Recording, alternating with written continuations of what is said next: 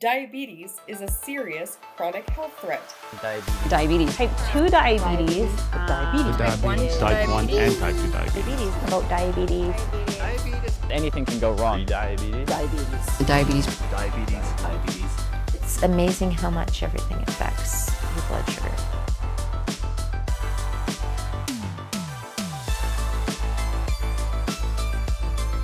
My name's Kyla.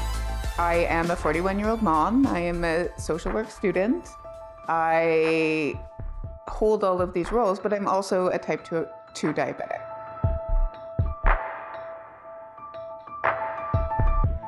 I tell people that I came out of the womb overweight. I came from a mother who was diabetic as well. And we had a whole bunch of other social factors that played into my upbringing that made good nutrition hard. That being said, I went into my teenagehood and I put on some weight. And I did try and manage my weight. I can remember talking to physicians, and this was in the 80s. We didn't talk about that stuff. And when I talked to my physician about being overweight, I, specifically expressed my concerns at 12 years old about having disordered eating habits, and that I was not feeding myself over fear of gaining weight. And the response that I received at that time was, well, you're obviously not starving yourself for long enough. I immediately knew that there was the stigma attached to my weight, and that it was something that was a moral failing that I had done. It was something that I had done to myself. Well, at 12 years old, you're not even developed, and that is, a terrible view to put onto someone. And then due to unfortunate circumstances, I gained more weight after a traumatic event in my teens, and I gained 100 pounds. And I was diagnosed with type 2 diabetes at 17 years old. Unfortunately, I struggled with that excess weight and the implications on my body through my 20s, until in my 30s, I finally decided to get healthy. I had children, and having children changes your perspective on a lot of things. And I wanted to be healthy for my kids and to be able to keep up and live a long, healthy, vibrant life with them. I wanted to do all the fun things that my parents didn't get to do. So I went and applied to have weight loss surgery, and as a treatment for my diabetes. And one would consider that that is about the most aggressive treatment you can ever go through. I cut out 80% of my stomach. And in that process, the only mental health appointment that I had was related to a 1-hour appointment with an occupational therapist to determine if I knew the risks of surgery. People who are referred for weight loss surgery don't have automatic mental health screening. And I would make the argument that nobody reaches the point of needing weight loss surgery without there being an underlying issue. People don't wake up in the morning and say, hey, I think I want to be 300 pounds today. And I say that without an ounce of judgment. They don't say that. They don't say, hey, I think I want to have uncontrolled diabetes and feel terrible. They just don't have the skills. Like, it's a fundamental belief that people will do the best they can with the skills they have. So obviously there's a skill gap. I didn't look at my mental health until after weight loss surgery. Even with the most aggressive treatment you can have, I still struggled. I still plateaued. I still found it hard to lose weight. Until I finally went to my doctor after my 8-year-old son was diagnosed with ADHD. And I went to him and I said, you know what? I'm really scared to talk to you about this. But if medication can help me in the way that I think it can help me, I'm willing to try it for my family. And he said, okay, let's try it. And making that decision to finally, at 35 years old, address my mental health was life-changing. And I'm talking about this because I think it's really easy to look at someone and place a moral value on something. It can be exponentially harder to manage diabetes with an underlying mental health condition. I mean, look, like, somebody has to talk about it first, but I know deeply what it feels like to not be able to get out of bed.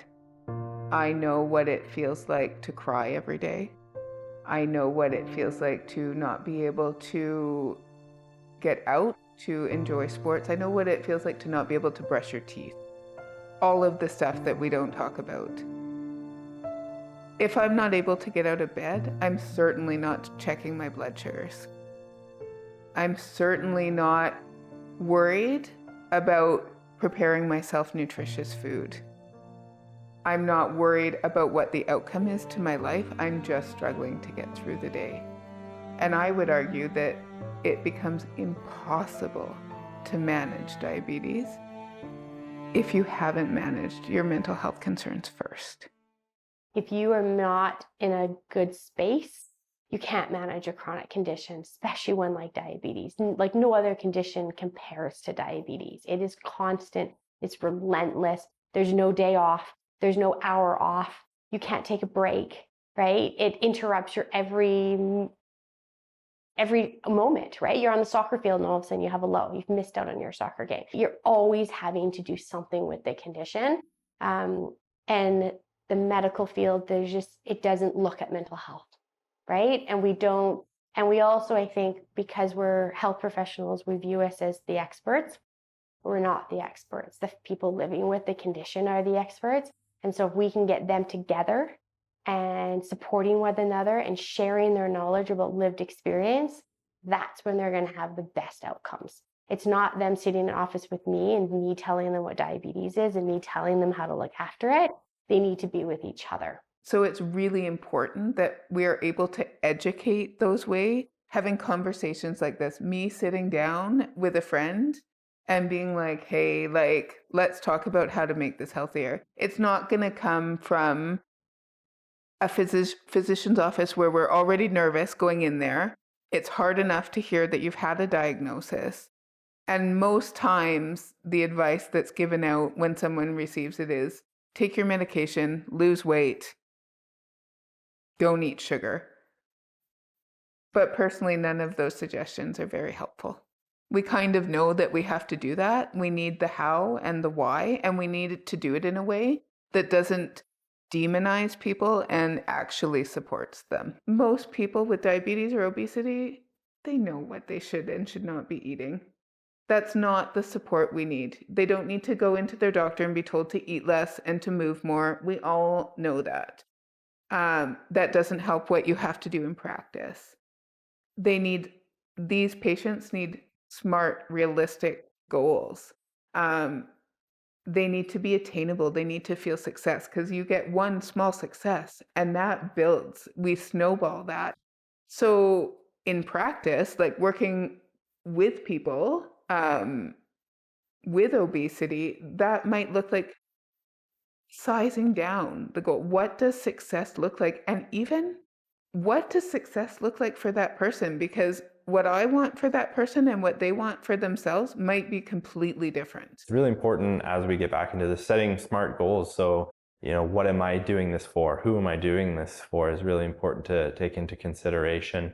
And it's really hard. It's a struggle for some of us to accomplish these things by ourselves. So reaching out to groups of people that are going through the same situation, finding that support, and they can help people with the stress and mental anxiety and all this around these conditions. So having that support group only helps to build what you're able to do.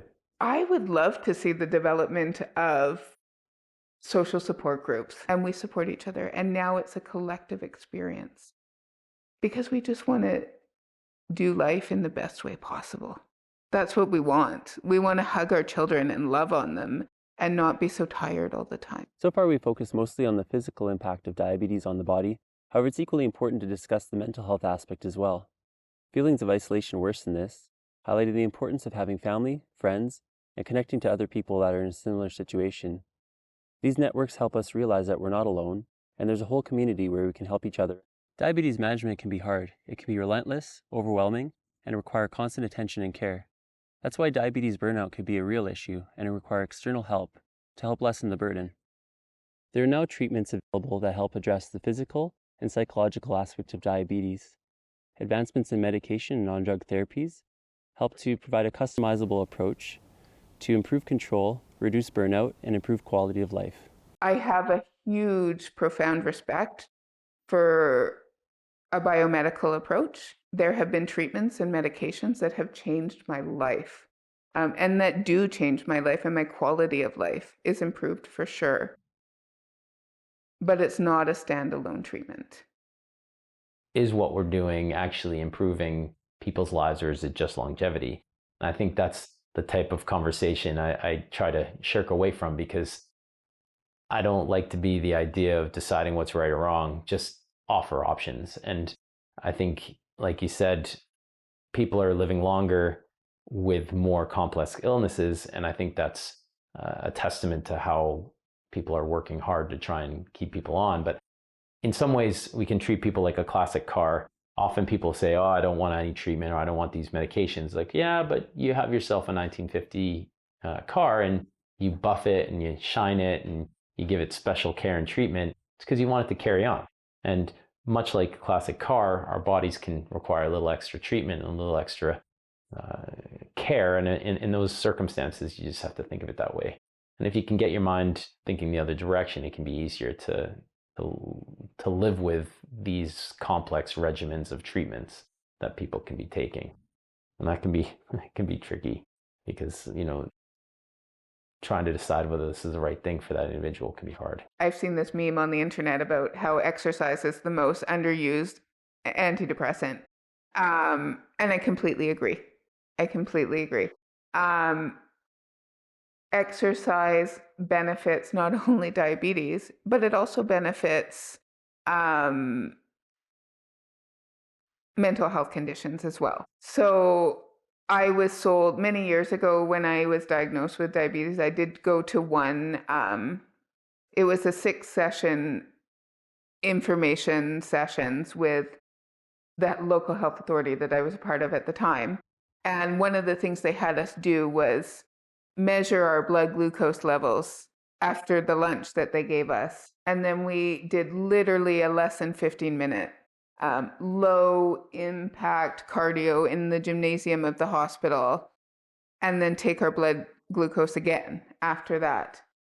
I had a 7-point reduction from 10 minutes of chair aerobics. Well, that just blew my mind. Then I knew that that was the way to manage it. Through my 20s, even as I struggled with food intake and all of the other things, the one thing that kept me sane and healthy was exercise. 30 minutes of exercise where you can speak, but you can't sing, it's the single best thing you can do for your health. And the question is, can you limit to yourself to sitting or lying down to 23 and a half hours? And I think that's probably a fair question, because many of us don't. And discipline is the hard bit. Motivation, anybody can be motivated. We trained over the course of 6 months to walk a marathon.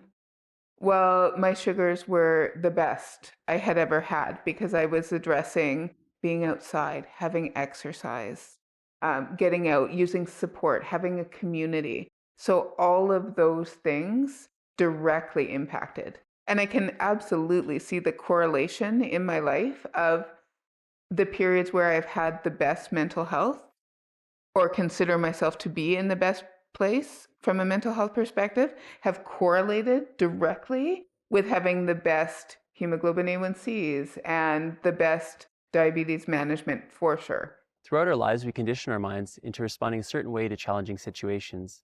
For some people, a diabetes diagnosis can trigger a negative response, training our brains into lowering mental health. Numerous mental health conditions can heighten the likelihood of developing diabetes, while diabetes can also increase the risk of developing various mental health conditions. It's important to pause, reassess our default reactions, and rewire our brains for positivity. There are many methods that help with this, so a little trial and error with forward momentum to find what works best for you is key. It's incredible to me how much we focus on what's in a tablet opposed to what we can do with our mind, which is as powerful, if not more powerful. Cognitive behavioral therapy is kind of medicalized meditation. So if you're a religious person and you're looking for something a little bit different, meditation through a Buddhist is actually highly recommended. If you're not a religious person, getting meditation skills from someone who's non-denominational would be potentially helpful.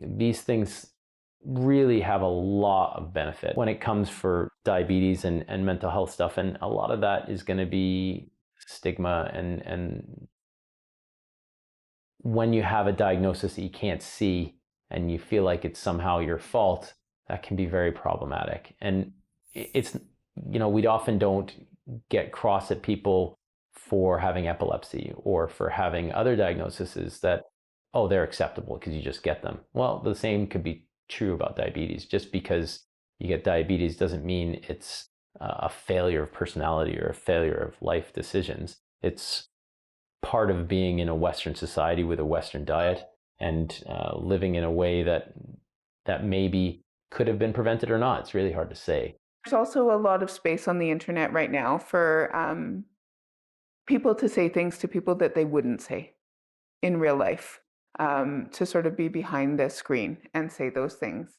And I think we need to do some education on how some of those things land.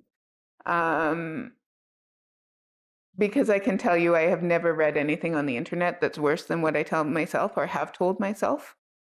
The people that are struggling with these issues know that they're issues, and they know that they're hard, and we don't need to make it harder for them. I think like social media plays a big role in like our perspectives on weight as well, and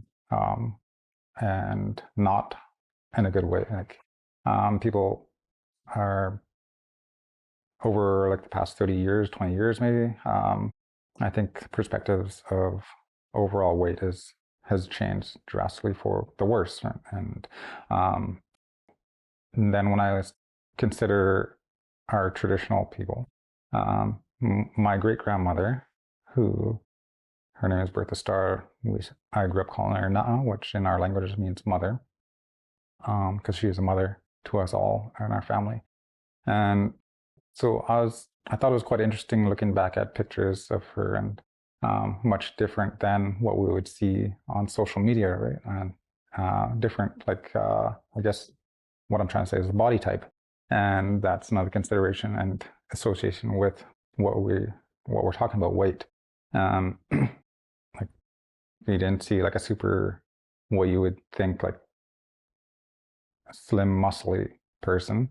It was like just, I don't know how you would describe, like she was, like it was far different from today, but she was super healthy, and she lived to be over 100 years old, and all she ate was traditional foods, and all she did was move her body around all the time. Try and limit the amount of time on social media. And the research says you can get happiness up to 15 minutes. If you're going beyond 15 minutes on social media, it's detrimental. Those are the big ones for me at the moment in terms of the amount of time people are on a device that blinks at you lots, either a TV or phone or computer. Things that are high intensity blinking is bad, but it's also a big part of our lives. So if it helps you, that's great. But if things maybe aren't going so well, maybe increase the exercise, maybe reduce the phone, maybe spend more time talking to people. And if you do those things, it's amazing how life can get a lot better. And I guess, there's a lot of things that can go beyond that, but those would be the ones that I've been kind of harping on lately. Some people turn to social media looking for validation and connection to their social circles. However, research suggests that there's a correlation between social media use and reducing mental health. Many struggle to disengage due to the platform's addictive design and substantial corporate investment in user engagement. The brain releases dopamine when we use these platforms, offering an escape from life stresses.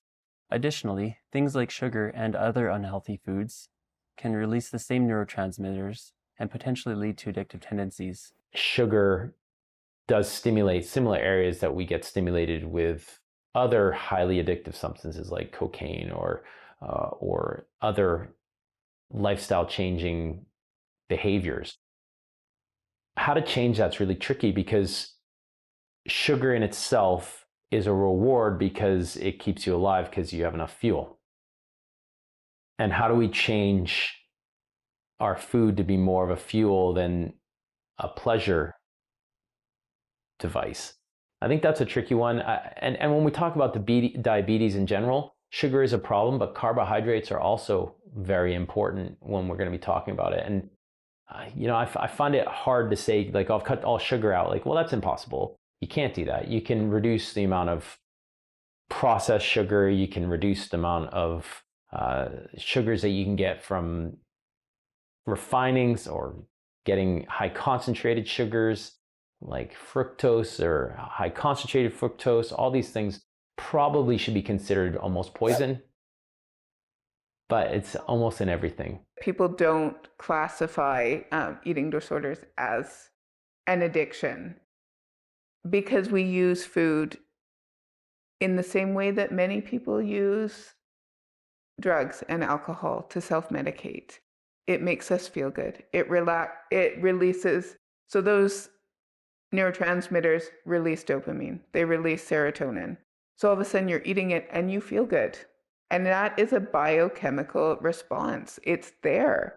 And food is readily accessible to everybody. It's not, while it holds its own stigma, it's not stigmatized in the way that drugs and alcohol are. It's legal. You can get it. There's no stopping you from getting it.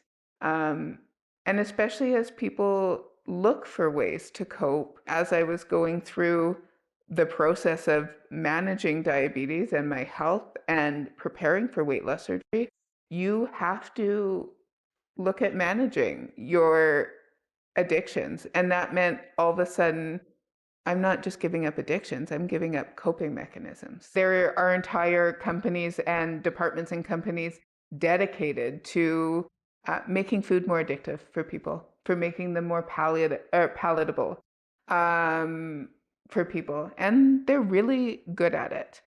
All of these large food chains and fast foods and food environment that we see today, a lot of them are developing these products and they're using techniques to really take, in my opinion, take advantage of the psychology of the general consumer. They say that it's often up to the consumer, like it's their choice, right? But when you have like huge companies developing products and they're using chemists to develop their food product, or they're using psychologists to develop their marketing campaign, does the consumer really understand the choice that they're making? Not all the time. Our choices are being greatly influenced and persuaded by the environment that is around us, and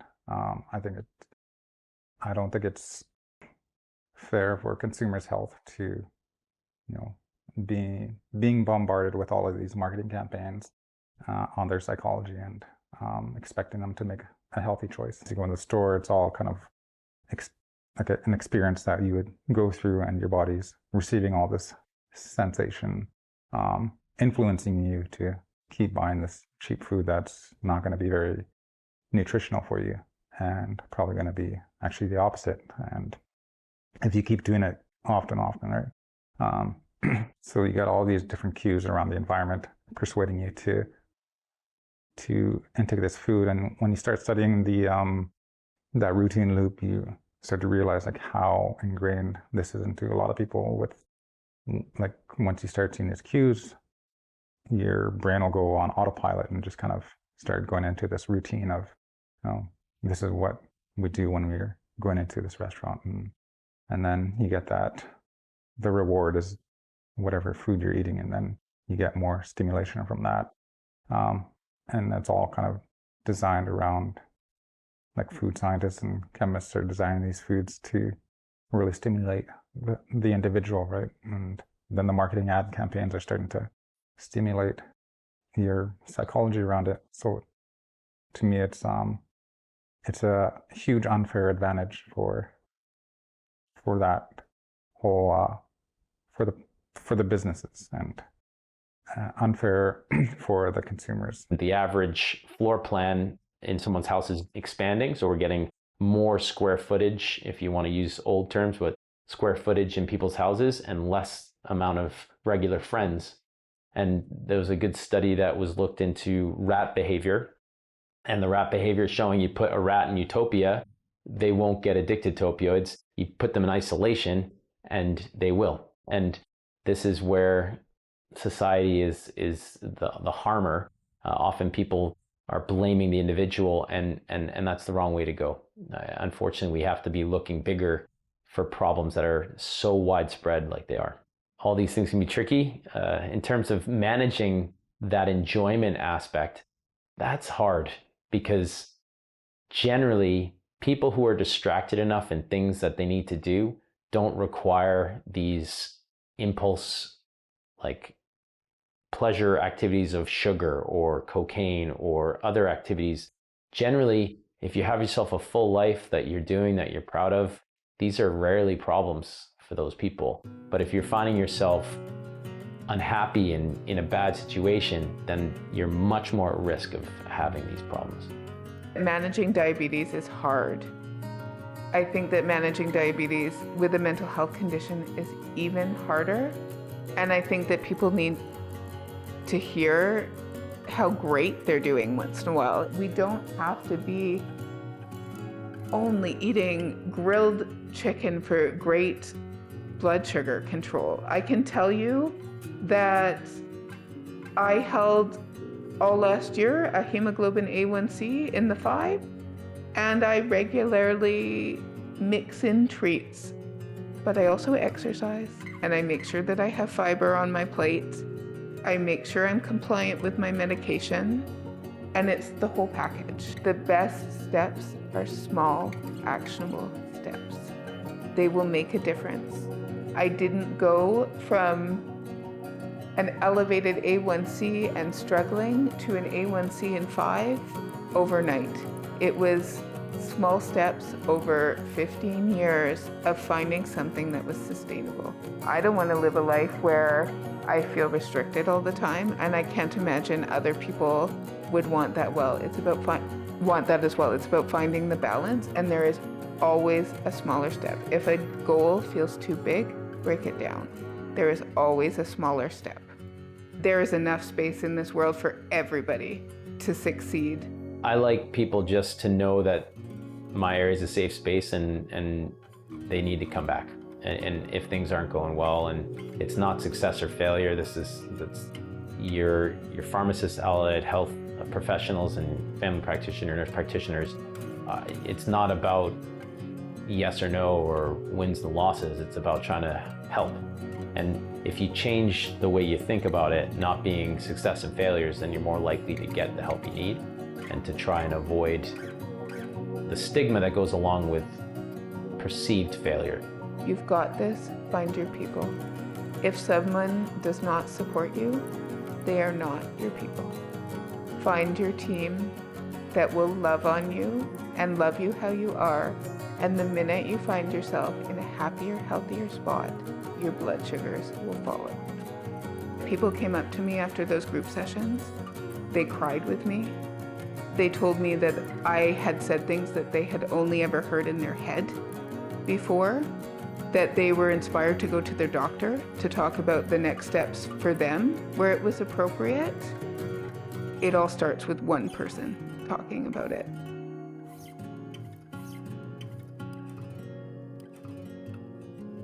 Thank you for tuning into today's discussion on mental health. In our next episode, we'll shift our focus to dietary strategies. We'll meet Cynthia, who will guide you through her journey of where to find reliable nutritional information, understanding the glycemic index, and mastering carb counting. You'll also learn about the importance of a balanced meal and hear firsthand experiences about the positive changes that come from improving the diet.